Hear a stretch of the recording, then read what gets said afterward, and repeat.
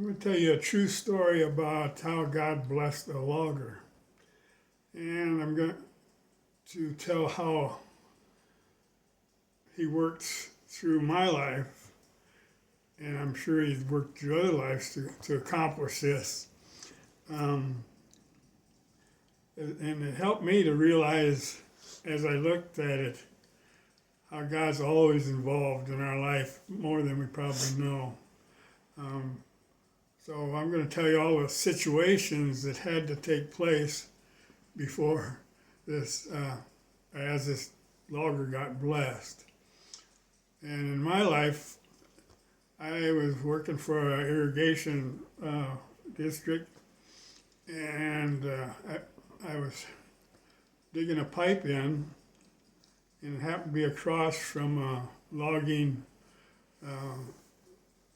shop. And the boss happened to watch me dig with the backhoe, and he called me up and asked me to run a clipper. It's a excavator that has a head on it, and at the time just sheared the tree off, and then you would stack it in a pile. But I really liked my job, although it was like a minimum wage job. It was $6 an hour, and he would call me up and ask me to run a clipper. And I said, no, I like my job, I'll just stay with it. And he said, well, you'll make $100 a day. And I said, no, I think I'll stay. But anyway, after about 6 weeks, I finally gave in. He kept calling me, and I took the job. Well, I worked for him a couple of years, but through the time, he kind of shorted me on my wages. And the second time I asked him, and he said I made plenty of money, I didn't need it. So I said, well, I don't cheat you, and if you don't give me my wages, I'll just be done. Well, so he said, well, you're done then. And so went home, and at the time, so if you notice, I had to run a backhoe across from him in order to get the job. And when I went home, I had a friend and his family staying with us. They just moved back from Washington and needed a place. And he got a job driving a log truck for a place. And so I told him, Tom, I quit my job today. Maybe I'll just ride with you tomorrow, if that's all right. Oh, yeah, it'd be good. So I rode with him, got up 4 in the morning, and it was up the Yak and quite a ways up. And when we got there, he was waiting to get loaded, and I got out of the truck and went over to the boss and asked him if he needed a clipper operator. And he said, he sure did. And when can I start? I said, I can start at any time. He said, well, why don't you start right now?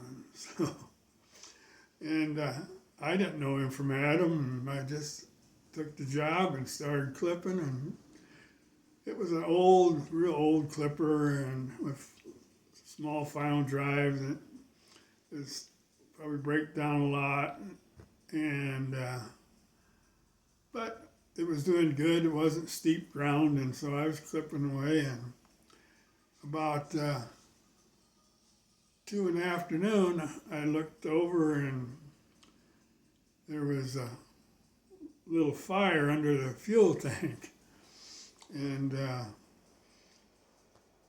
so I got out with my fire extinguisher, and squirted it, but there was like 3 inches of oil and pine needles around the fuel tank, and so I watched it for a while, and pretty soon it started smoking again, and I went to spray it out, and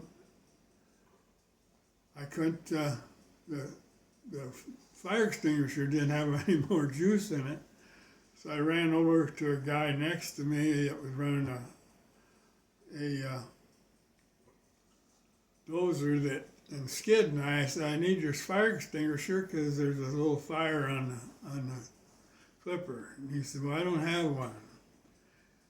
He said, Uncle Bruce has a bunch of them up in his pickup. So I ran up the hill,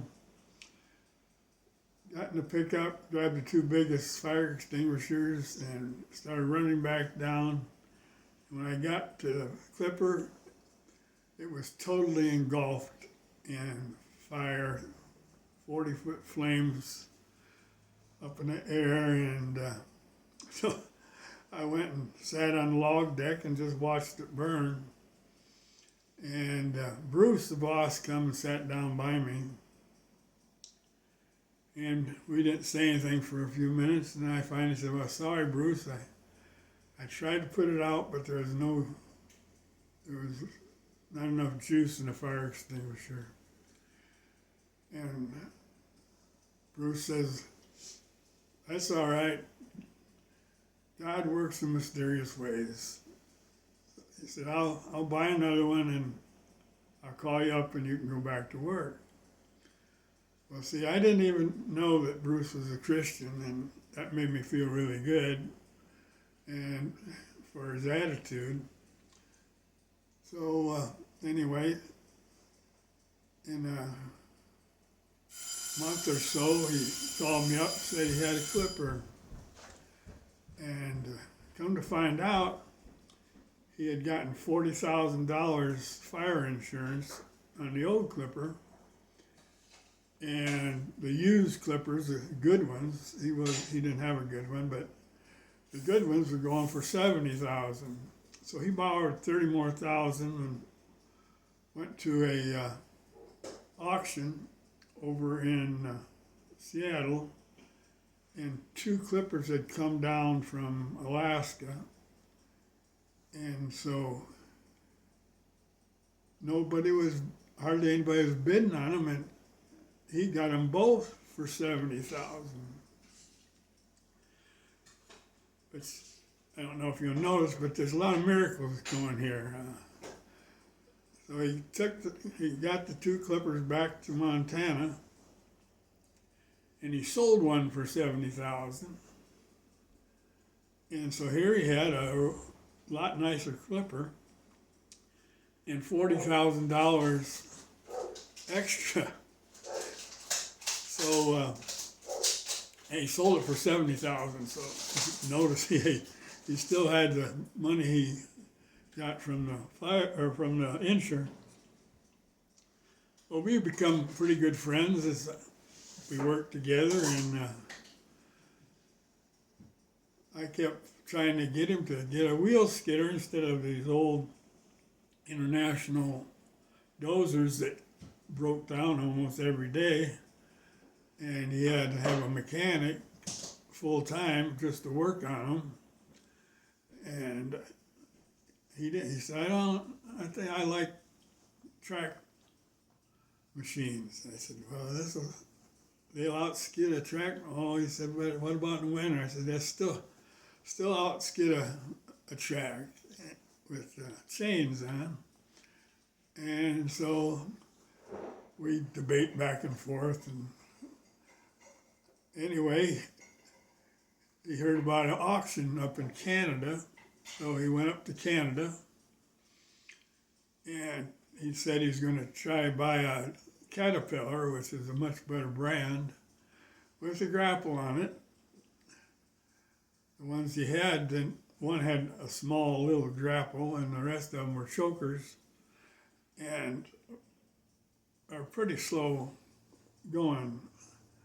So anyway, he got up there, but there was no Caterpillar that he could buy dozer, but here sat a 518 wheel skidder with the biggest grapple at the time.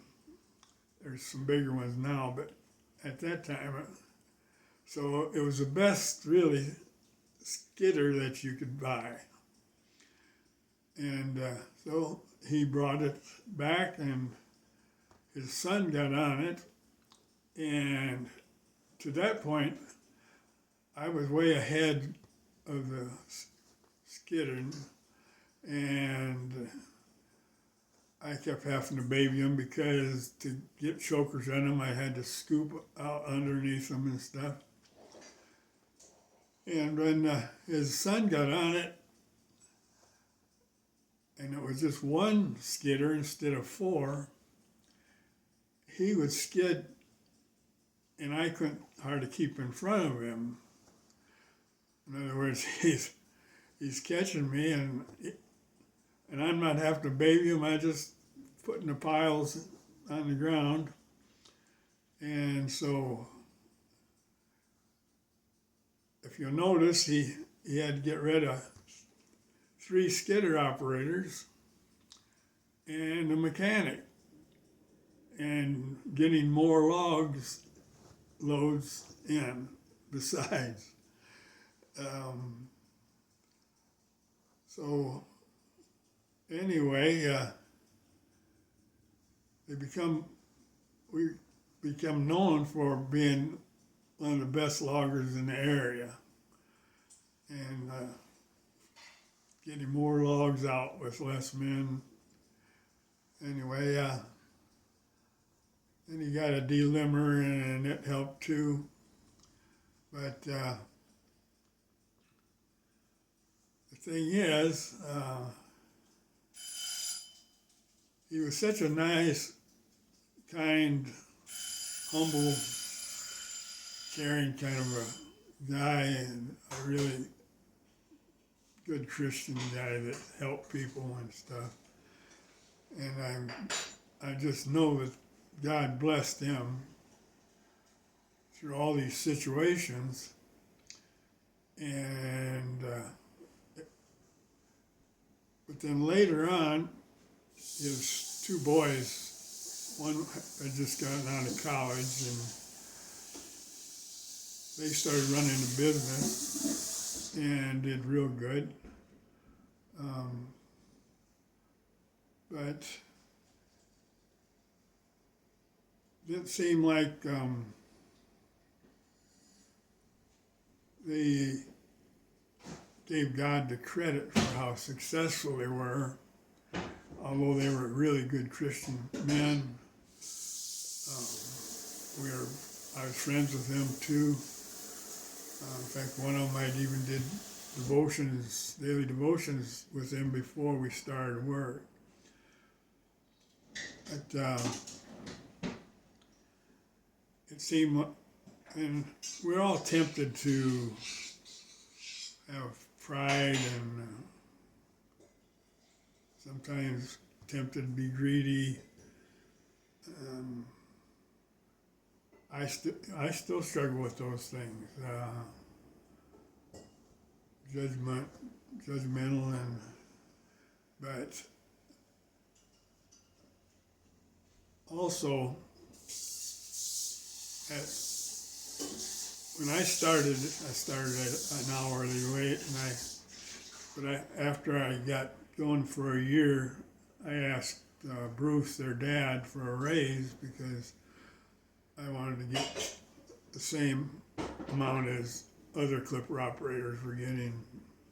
And he did. He gave me a good wage. But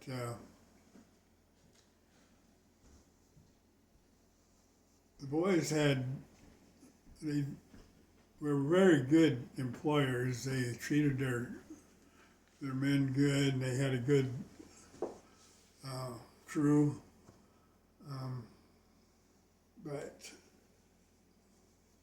one of them asked me one day about my wages, and I was a little leery, but I couldn't hardly refused, so I told him, and it was quite a bit more than they were making, and so the boys didn't like it that I told him, and so, but in the Bible,